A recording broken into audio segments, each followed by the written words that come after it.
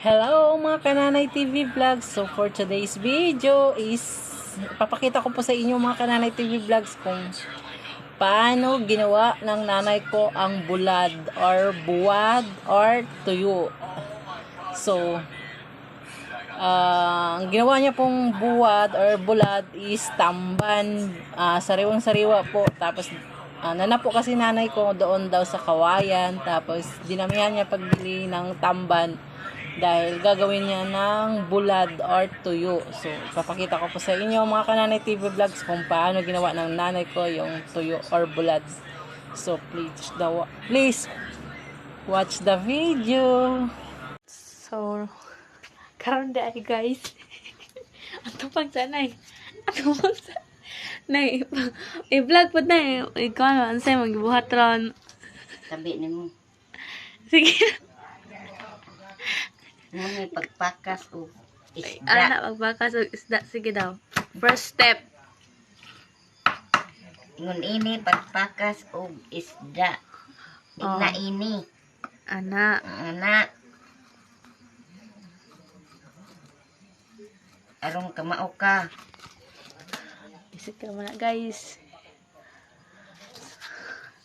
Dara ang among isda nga tamban. Asa nagipalit na eh? Kawayan. Kawayan.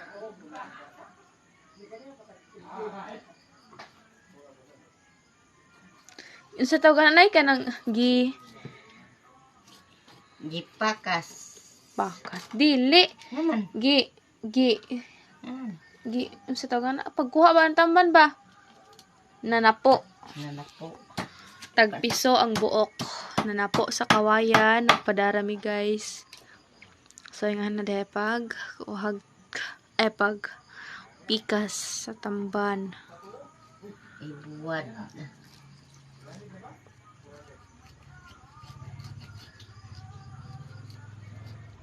Pila yung gipalit na eh?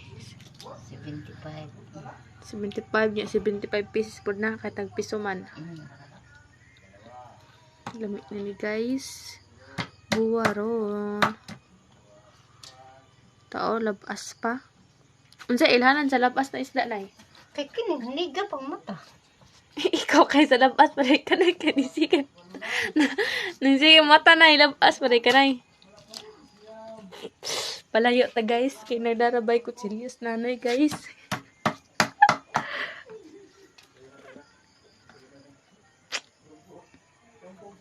Tarongon na to og video para maklaro. Duot jud duot. Ang pagpikas sa isda sa tamban.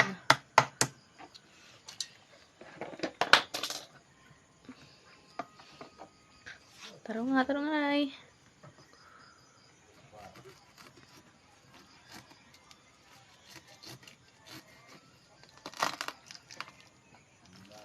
Sayo naman ni pagpikas o isda. Sayo na gani. Kamao.